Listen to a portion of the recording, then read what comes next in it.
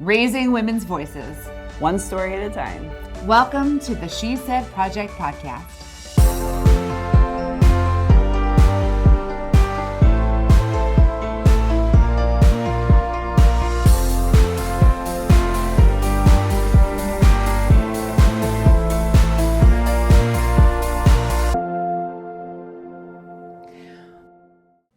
Well, hello, friends of the She Said Project and fans of the She Said Project podcast. Am I being presumptuous? I think anyone who's tuning in here is a fan and a friend. I'll take it.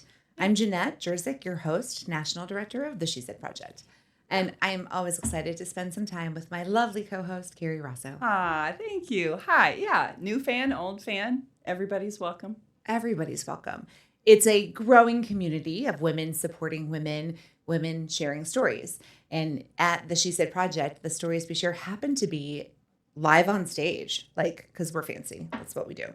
But the mission is really about giving women a microphone, helping them express themselves in ways that are vulnerable and authentic, bold, brave. Those are some of the words I've heard. What are some of the words you've heard to describe women in our show? Don't go there.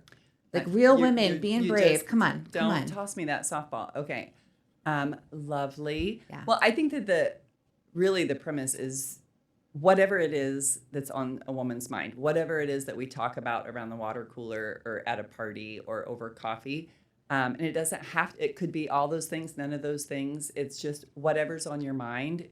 That's what we want it to be, just casual conversations, because as you know, when I ask someone to be a speaker and they say, no, I don't have anything special, I'm just a fill in the blank, that's like waving a red flag in front of me, because those are the stories, if you think about it, those are the things that impact us the most. If you think back on stories women have told you, it isn't, sitting in an auditorium hearing a big fancy speaker circuit. It's that intimate conversation that you've had with somebody that either makes you laugh so hard you, might wet yourself.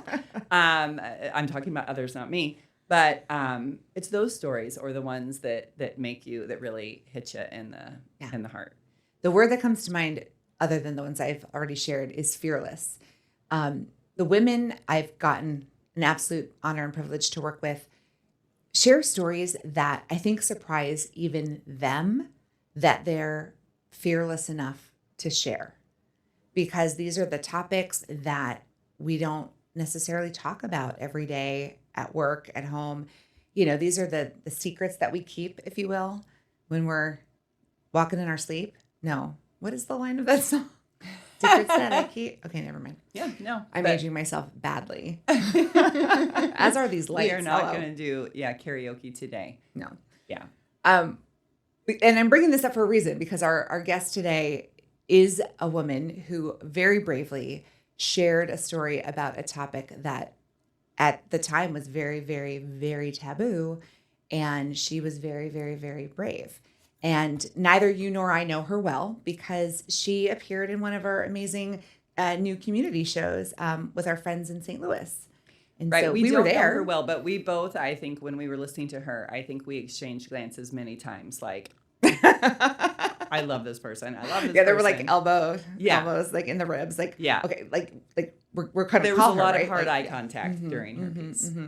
So I don't want to keep our friends guessing. We were of course talking about Sophie Zavaglia, who appeared on stage in That's What She Said St. Louis just about a year ago. Welcome. Hi, Sophie. How are you? I'm doing great. How are you all? Excited, ecstatic, thrilled that you're here. Same. So tell us just the first thing that comes to mind. What was your She Said experience like? Oh my gosh. How many words do you need me to say? I feel like probably the easiest way to say it is just transformative. It just, for me, it was completely frightening. It was terrifying. It was exhilarating. And I think that it was a really important,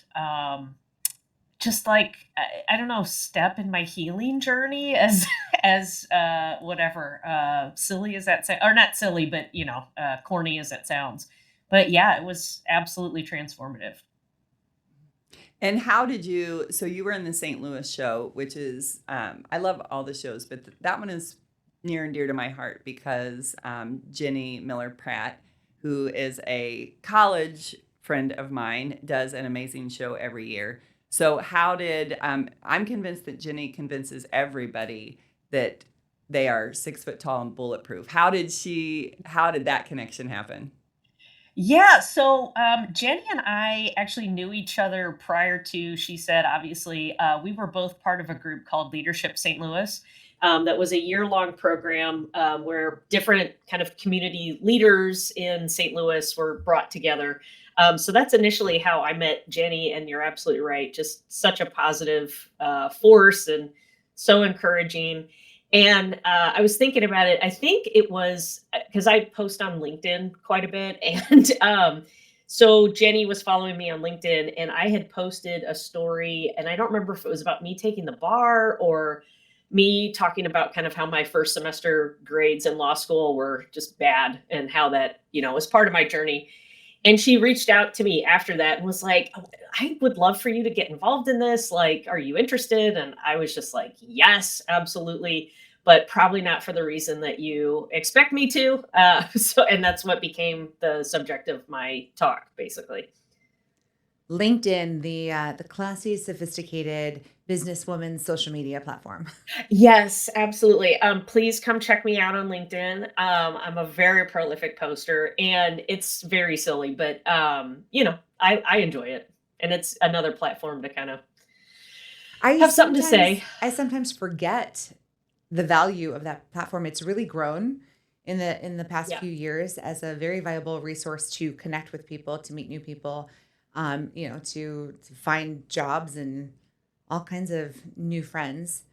Okay, so you And met then to get Jenny. invited to speak Yeah. on an amazing stage. So, I mean, I'm all for it. So go to LinkedIn, friends, and Yes, update your profile and post so that we can all find you. please. Yes. And I do want my residuals check from LinkedIn whenever Yes. they see this. It So is please. in the mail. I know an attorney. So I heard you mention the bar, and I Well, was she said take the bar, and I was I like, I know. was looking for a joke like me in college, and then I figured Yeah. it wasn't the same. It took me a second. Oh, that bar. So Yeah. share with our audience, our friends, the work that you do in St. Louis. Yeah, so I'm an attorney. I would call myself a trial attorney because I'm in the courtroom a lot. I work at a firm that represents people who have gotten sick from asbestos exposure.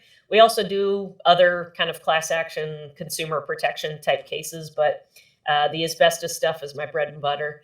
And yeah, being a lawyer requires you to take a 2-day long test, and it's awful.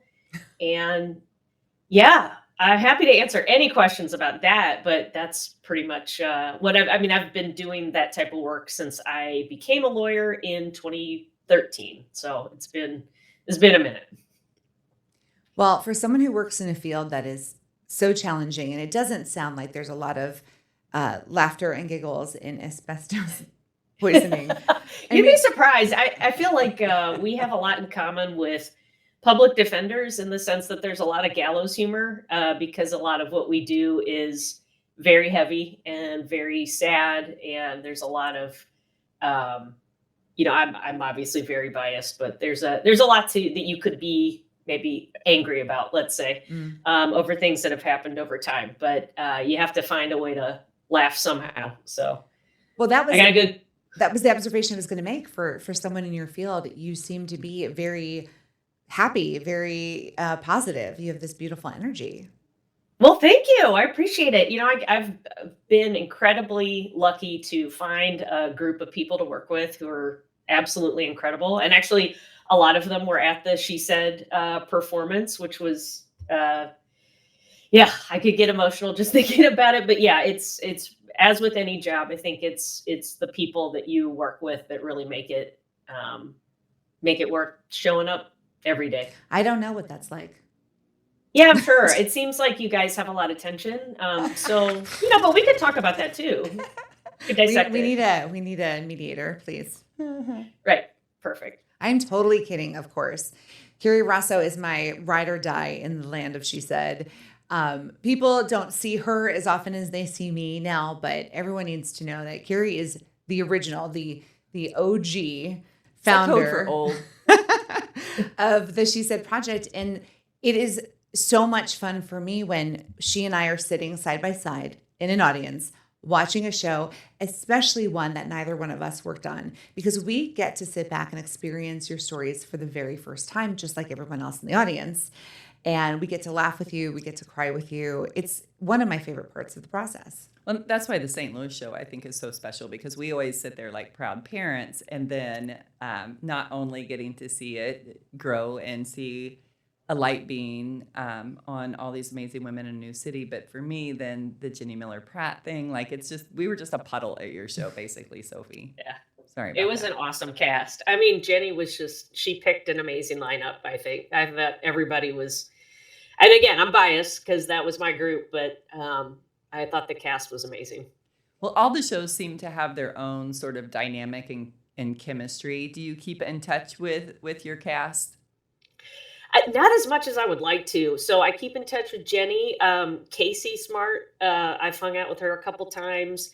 And then Suzanne, we're Facebook friends now, so and have been for a while, so we keep in touch that way. But getting ready to do this, it reminds me I gotta reach out to the rest of the crew, because they were just I mean, like, we had such a good time going, practicing and getting to know each other, and they were patient enough with me to deal with, like me bawling every single practice. So it was awesome. They were so cool. Well, you have another show in St. Louis coming up in the near future, so definitely get the Yes, crew together and make a plan. We'll meet you there. We'll see you at the show. Meet me in Be St. awesome. Louis. We will meet you in St. Louis. Oh my goodness. I love it. So Sophie, Judy Garland, watch out. Sorry. that's right. No, that's right. Step aside.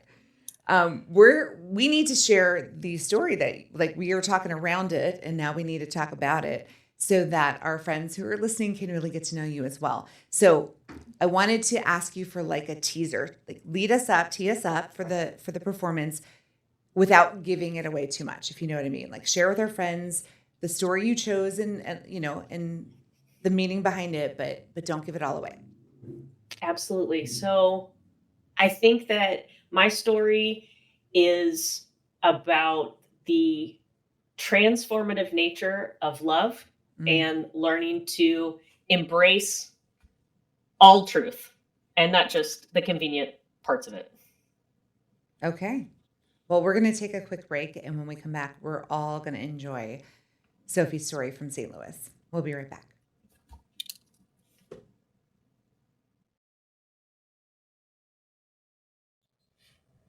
Well, we certainly don't want to keep you in suspense any longer. So we're all going to enjoy the performance that Sophie Zavaglia gave on stage, and that's what She Said St. Louis 2024. Please enjoy her story, The Whole Truth. My name is Sophie Zavaglia, and I am a lawyer. You may have heard a few jokes in the past about lawyers and the truth, but what you may not know is that when you become a lawyer, you swear an oath to defend the Constitution and to never mislead the judge or jury through any false statement of fact or law. More plainly said, you swear to tell the truth, the whole truth, and nothing but the truth, so help you God. My career has been dedicated to trying to correct the damage that is done when people try to cover up the truth. For most of my life, I have been preoccupied by the telling of truths. You see, the truth and I have a funny relationship. My life has been defined by the telling of half-truths, and telling a half-truth can sometimes be a whole lie. To explain this further, I have to tell you about my dad. My dad was creative and talented and beautiful. He went to art school with dreams of being a professional artist. But after finding out that I was on the way, he made an honest woman out of my mom, became a carpenter, and worked for my grandpa at the family company. I had inherited my dad's dark hair, blue eyes, and big eyebrows. I also inherited his hatred of bullies and love of 80s new wave. He could make just about anything: furniture, painting, clothing. If you gave him enough time, materials, and pot, he could create it. He sewed me clothing and costumes and even made a bed shaped like a castle for me because I was his princess and his princess needed a castle. He took me on adventures, put ridiculously big bows in my hair, and he laughed at my jokes. Everyone loved my dad. He made people feel special. These happy memories are pockmarked by other not so happy memories. I remember him acting sullen and angry at times. I remember being scared of him because he looked so weak at a certain point. I remember the IV stand in our home that he was connected to after he was put on hospice. I remember that in August of 1994, my dad, Scott, died after losing a long battle with cancer. He was 30, I was 7. All I was told was that Dad had cancer. My dad was a prolific smoker of Marlboro Reds, so my 7-year-old mind assumed that he got lung cancer. After my dad died, grief destroyed my family. My mom spiraled into a depression and became addicted to alcohol and opioids. My family went into silence. For years, it seemed to me like they hardly mentioned his name at all. My dad's loss was always present in the background, never to be acknowledged. I learned from their silence that it was not okay to talk about him. I accepted it and I did not ask questions. This went on for years, until the day the letter came. It was a summer afternoon when I was in middle school. My mom said that she didn't mean to announce the results of that letter. She said it was a slip of the tongue brought on by shock. I remember her opening the mail and gasping something about being undetectable. Undetectable? What does that mean? That was the day I learned what a T-cell count was. That was the day I learned that my dad died of cancer, kinda, sorta. That was the day I learned that my dad's cancer was actually lymphoma and it was brought on by AIDS. Along with this bombshell revelation, I was given a grave instruction. I had to stay absolutely silent about his cause of death. I could not tell friends, I could not tell teachers, I could not talk about it at all. I was told explicitly that I couldn't tell anybody because if anybody finds out, they will burn our house down. And that was where the conversation ended. Mom did not share the details of how he was infected, but again, my mind tried to fill the gaps. Even at that young age, I knew about the wild college years my parents had had: drug use, partying, drinking in clubs. As far as I knew, the only people who got AIDS were gay people, drug users, and blood transfusion recipients. I could rule out gay, and I could rule out blood transfusion, and that left drug users and seemed to check out. For a few more years, that was the truth that I lived. Until I was in high school, and I had another random conversation on another random afternoon, during which my mom dropped another bombshell, maybe by accident, maybe not. Yes, she told me, my dad died of AIDS, but it wasn't a dirty needle that gave it to him. In art school, my dad had sex with women and men. I can only assume that he had been closeted until that point. Unluckily, he made this self-discovery during the early 1980s in Houston, Texas, before AIDS became a household word. It's a very weird experience to learn that your parent had a secret life, especially several years after they die. Again, I was commanded to stay silent. You can tell no one. They will burn our house down. This was the era of don't ask, don't tell, Matthew Shepard, and the moral majority. Both sides of my family were devoutly Christian and swept up in the fervor of the evangelical movement. I went to a private Christian school, think Jesus camp, but all year round. Just as fun as it sounds. Pat Robertson and Jerry Falwell were revered mainstays of our community, and AIDS was God's wrath poured out on gays and whores and sinners. While AIDS was a rare topic of conversation at my school, my classmates parroted what they had heard at home. The message was clear. These foul sinners got what they deserved. There was never any thought given to the fact that people with AIDS had families that loved them, or that some of them had children. They didn't know that the child of an AIDS victim was among them. They didn't care that my dad was loved by his family and friends. They didn't even know my dad, but they were confident that a person like him deserved what he got. I did the only thing I knew to do. I internalized their disgust. And for years, I did what I was told. I kept the family secret. If my dad's death came up at all, I said he died of cancer. People let the subject come and go.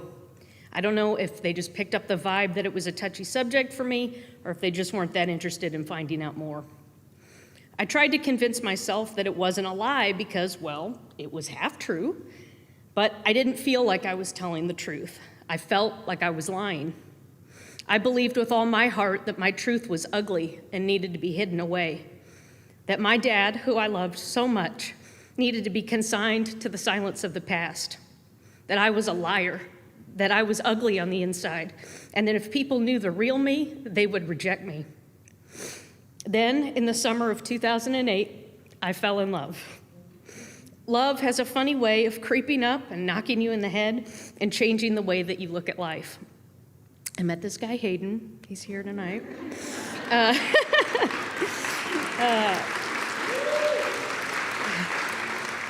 He was a sharp dresser, he had beautiful green eyes, and he drove a green convertible Mustang. The thing about Hayden that shocked me the most was that he wanted to know about me. He wanted to know who I was, inside and out. I felt like I could tell him anything. We had only been dating a short time before the subject of my dad came up, and unlike almost every conversation that predated this, when he heard that my dad died, he asked why. I froze. Ask me again sometime was the best I could muster.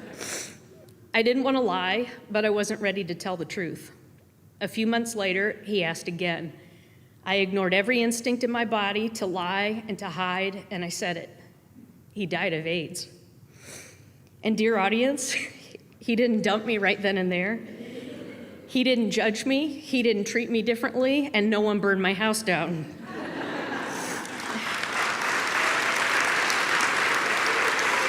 Yeah. That man who loved me treated me exactly the same as he had treated me before. He treated my announcement as it should have been treated, a sad chapter of the past, but nothing that needed to be stigmatized. This rocked my world. I told one person the whole truth, and my whole world didn't end. Despite this, I still find it hard to say out loud. Old habits die hard. I've since told a few close friends and my boss, and now an auditorium full of strangers, almost all of whom I don't know.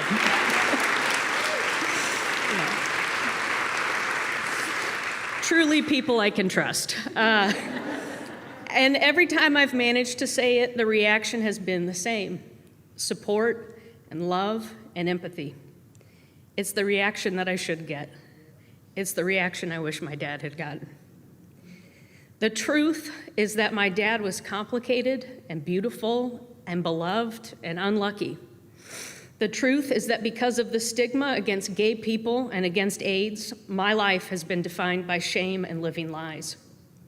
The truth is that right now, in the year of our Lord, 2024, there are people loudly wishing that we could go back to the good old days, hoping and praying that people like my dad would disappear and that people like me should go back into hiding and live in shame. But I reject that.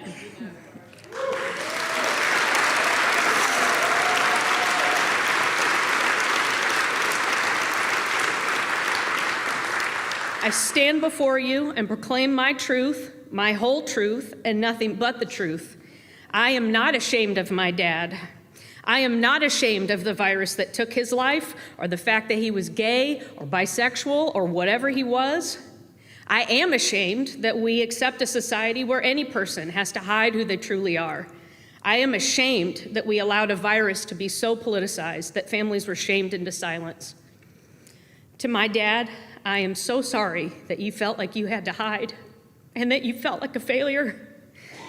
The truth is that your community failed you. To all of you, we have the opportunity right now in this moment to live our truths openly. We can embrace love and we can reject shame. We can demand that every person be treated with decency and respect, because I will be damned if I let my children or any children in this country be shamed for living their truth. I will not go back, because the truth matters. The truth, the whole truth, and nothing but the truth, so help us God.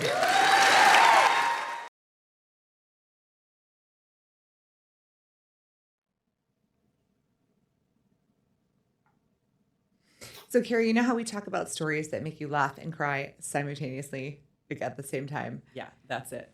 That's one. All right the there. feels, like deep breaths, everybody. Sophie, how are you? Yeah, I'm good. So we're having a moment, Yeah. reflecting on I'm your big fine. night. I'm fine. Everything's I know, fine. I'm fine too. We're fine.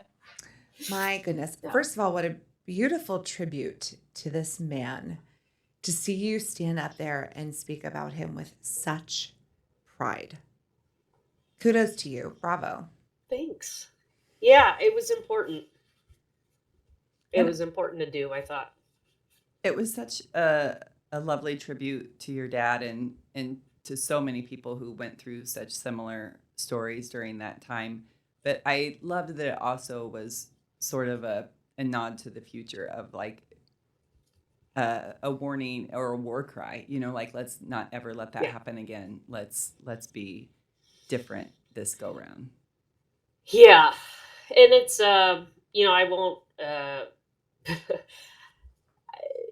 I hesitate because I don't want to make too much political, but I do think it's impossible to separate politics from, especially from AIDS. And we did that show in September of 2024, and I'm sure people remember that there was an election that year. So it was a lot. And yeah, I think if any, I've thought a lot about kind of what I would want anyone to take away from that. And I just think the what she said is so amazing on a number of levels to give people a voice. But just to know that I wish I had had that as a kid, knowing that, you're not alone. And this doesn't need to be the shameful thing that you maybe are being told that it is. I'm going to go out on a limb here and dare say that what you experienced growing up is the exact opposite of what we have worked so hard to promote. Being silenced, even as a child, telling you that, saying your truth, speaking out will cause harm, to shame you, to scare you. And I'm just now like making this connection that in addition to that's what she said, we work with teen girls.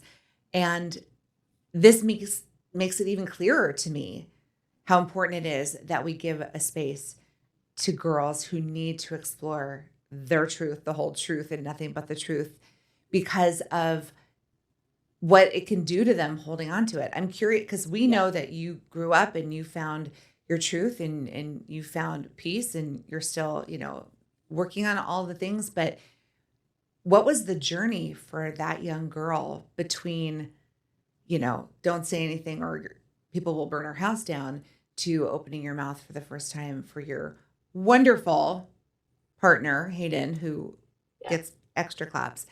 But I want to touch on that transition right there, that part of your journey.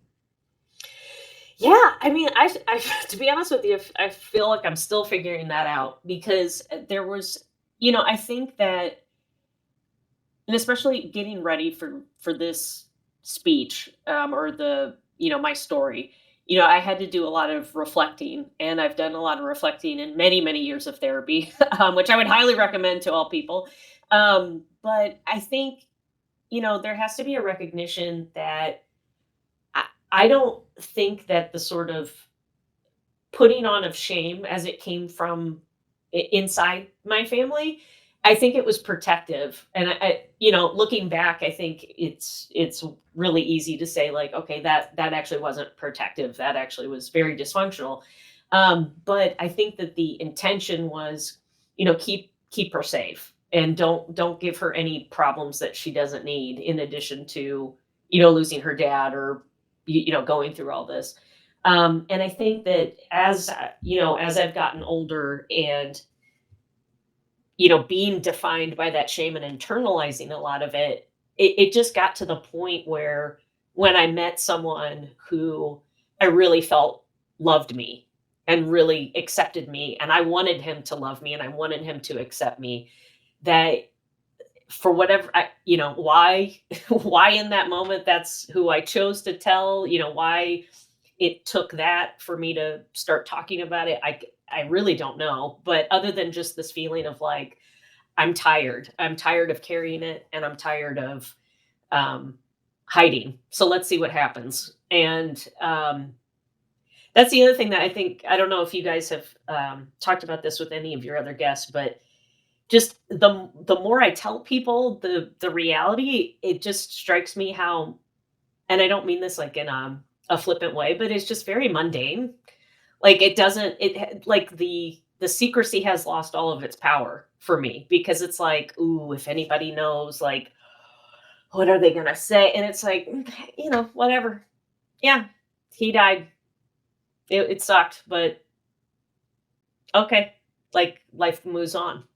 Well, and I think you're planting a seed for others, whatever it is they're dealing with. It doesn't even have to Right. be the same scenario. That, I think that's why the Me Too movement so resonated with women. And I think, that is one avenue of connection with women. But I think Me Too across the board, whatever the situation is, if you take the air out of that balloon and you see someone else sharing it, then it gives you permission and gives you courage to do it. And then you realize your house really didn't burn to the ground afterward. Right. Like, it's so Everything was scary. fine. And then you say it and you're like looking around like, this is the time. And then it's all just fine.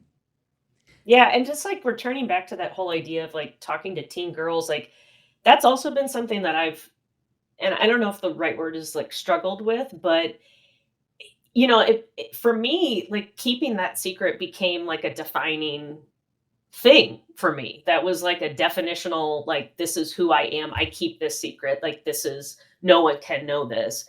And then it's like, as soon as I started being more open about it, and it was baby steps, like, and I wasn't exaggerating in that, in my piece about how it's like, I started with who's now my husband. And then like I told a couple people, and then there was like years where I didn't bring it up.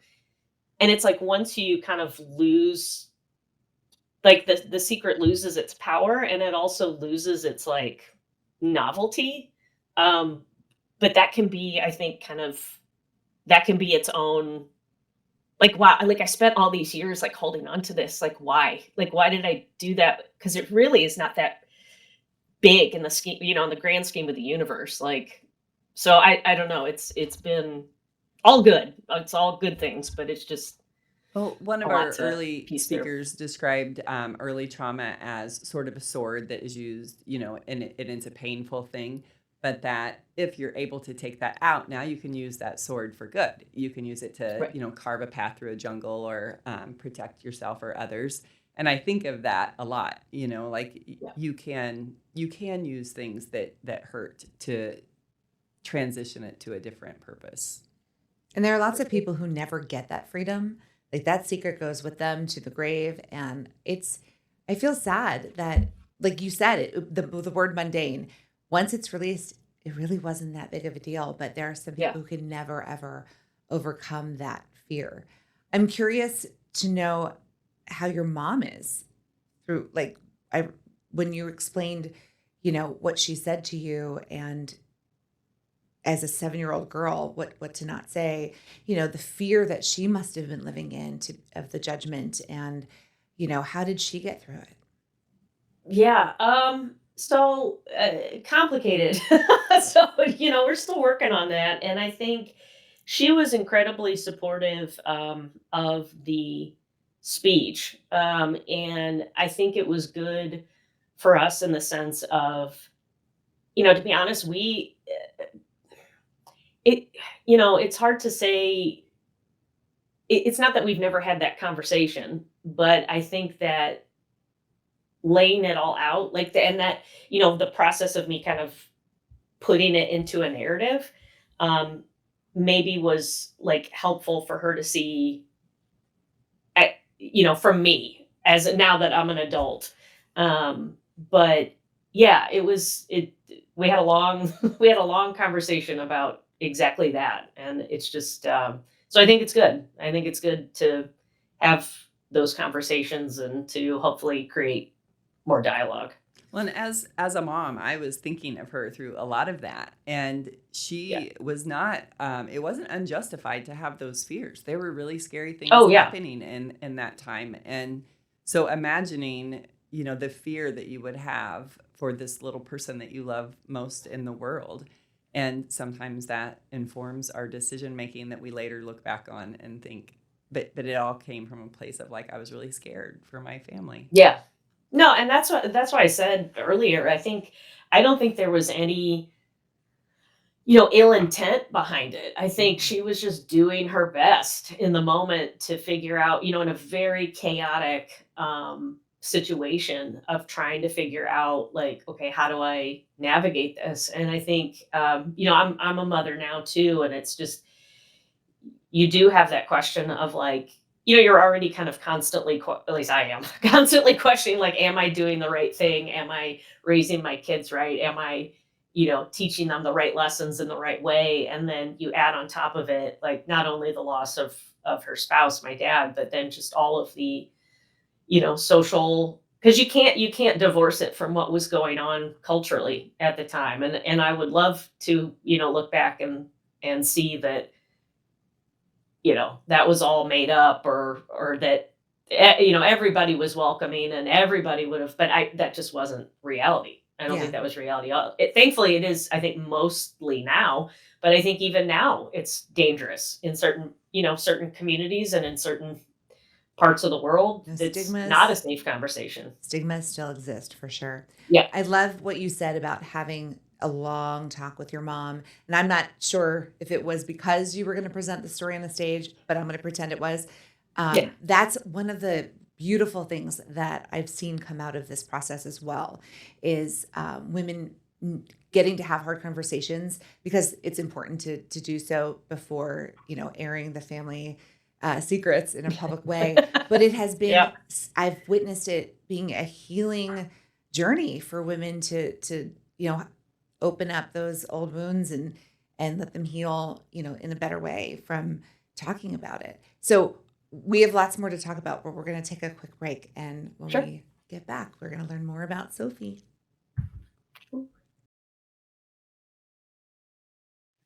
my goodness, welcome back. We are still processing Sophie's story and what happens when a family secret has to stay in hiding for so long, and what happens when you get to stand loud and proud and share your truth.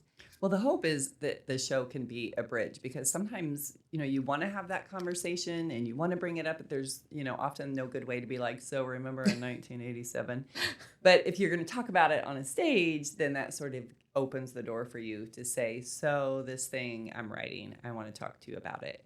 So, but I would like to hear, Sophie, what was the reaction? Did you share your piece ahead of time with your loved ones, or were they hearing it for the first time that night?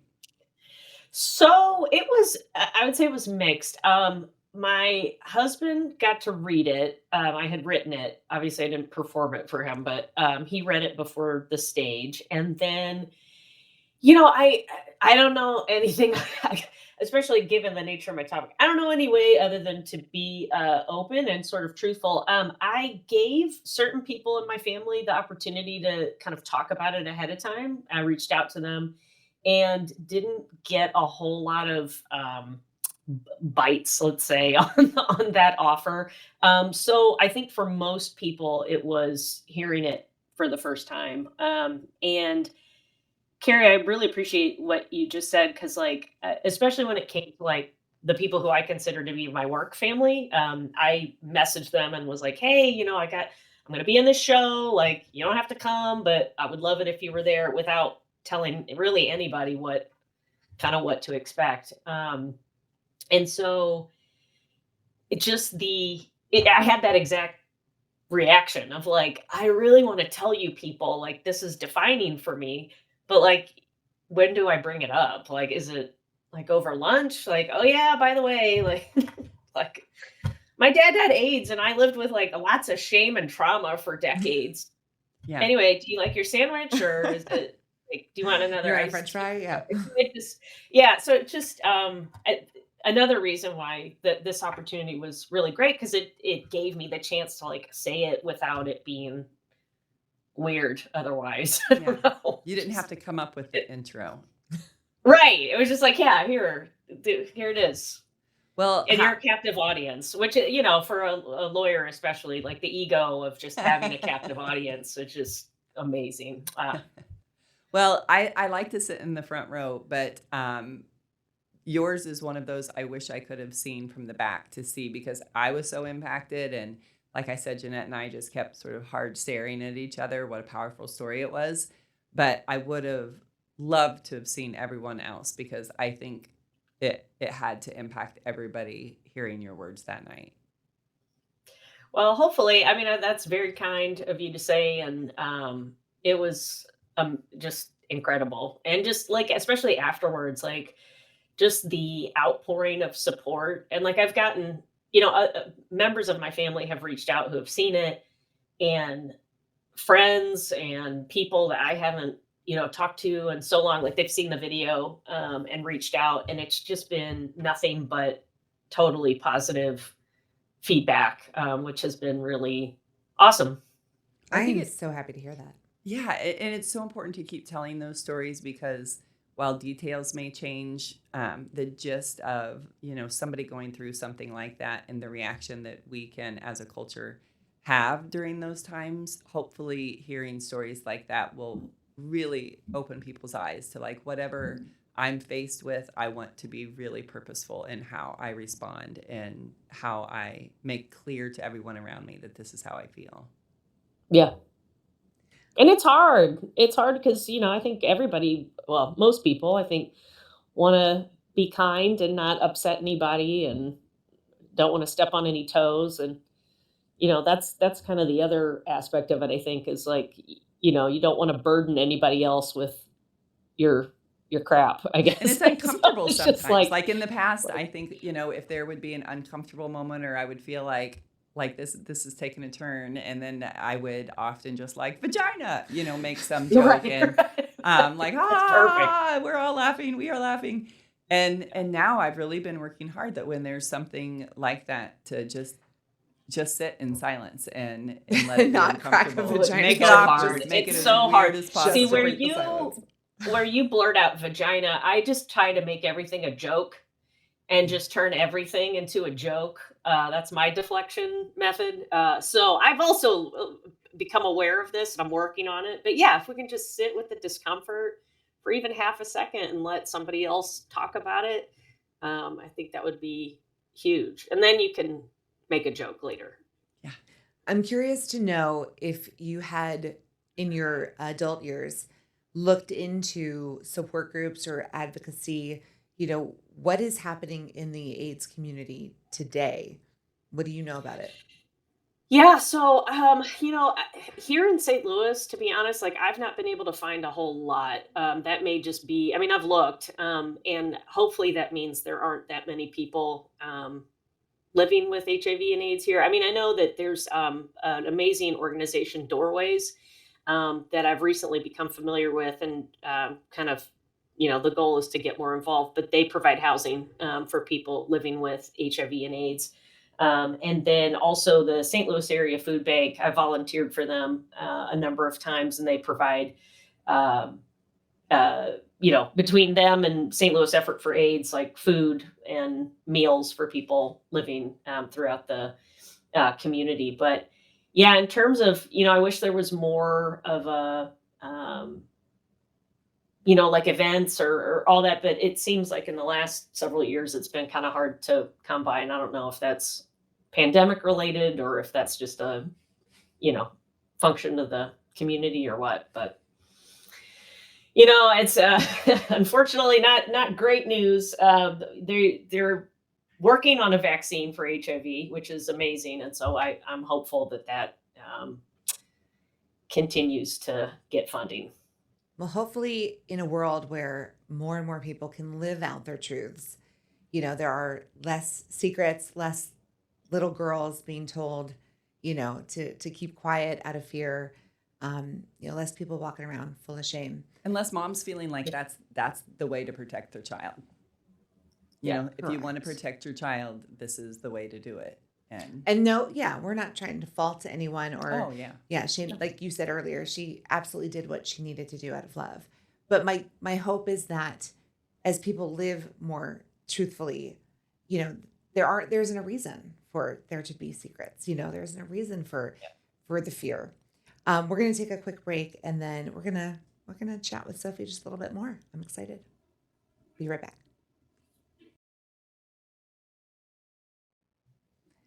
So, Sophie, thank you so much for continuing the conversation with us. I just want to point out what a brilliant public speaker you are, and Oh, I thank you. know I know you're on a stage every day as a trial attorney, so you get lots and lots of practice. But your stage presence was beautiful. Your voice was rich and beautiful. And let's talk about her hair. Thanks. If we're gonna Gorgeous. pivot, can we just Oh, throw that thank in there? Gorgeous. you. Your I- hair was like shiny and it was just gorgeous. Well, thank you. I have a complicated relationship with my hair. It's very thick and unruly, so I appreciate the compliments. It was fabulous, the whole look. But the hair, I was so I stuck think- on your shiny hair. I appreciate that. And I think the second shock, apart from what I talked about, was that for most people, is that I had my hair down. Oh, Because I pretty much keep it in a ponytail. So thank you. And then I got this haircut recently, so now it's down again. But Well, it was fab. You looked like you were born to be on stage, and then it was like, oh, an attorney. So like you're used to speaking in front of others, but I'm sure you aren't used to speaking to others about such heavy topics. It's always different. well, I don't even know. for She's people. talking about asbestos poisoning. That's not yeah, fun I and mean, games, let Kerry. me talk Fluffy. about it's. Hey. But see, it's not about me, and that's that's where it's like I'm fine. Like, let's talk about it. Let's talk about the heavy stuff. But Well, yeah, there's a lot of secrecy in that world. Like if I'm, you can tell me if I'm wrong, but you know, people lie about the toxins in their products. Maybe isn't that your job? Yes. Reveal the truth. Yes. That's what you do. I try. It is. I think that there are definitely parallels. And for what I do, it's fascinating to me, like, if for no other reason than like a psychological thing, because for as much as we know that like asbestos is bad, I think it's bad. I think most people think it's bad.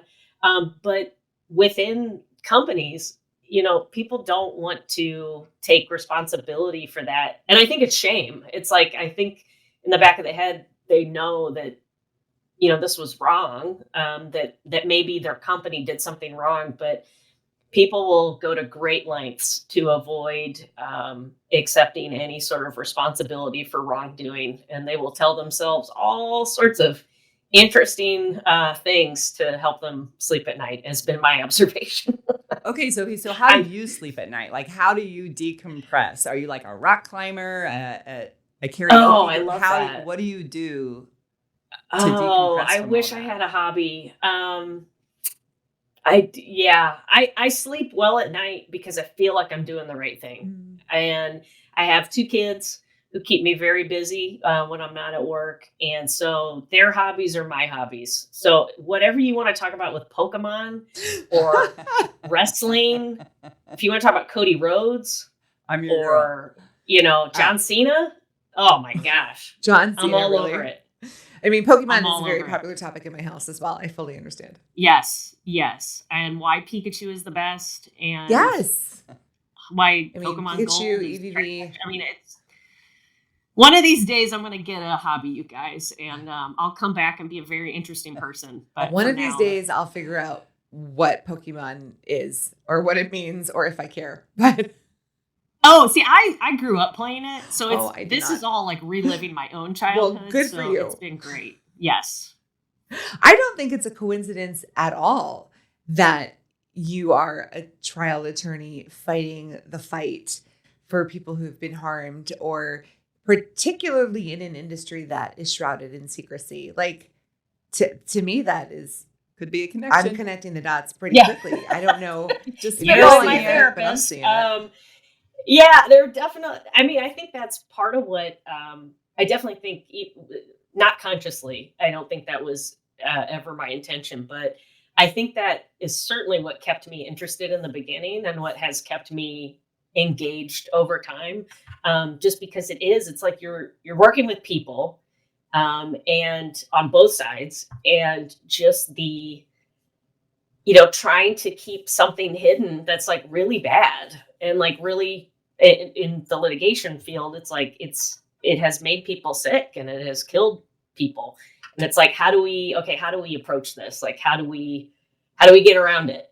And there's decades and decades of corporate documents that I get to look through that kind of explain how they tried to get around it. So that's interesting too. I do like a good like true crime thing, and my job gives me plenty of.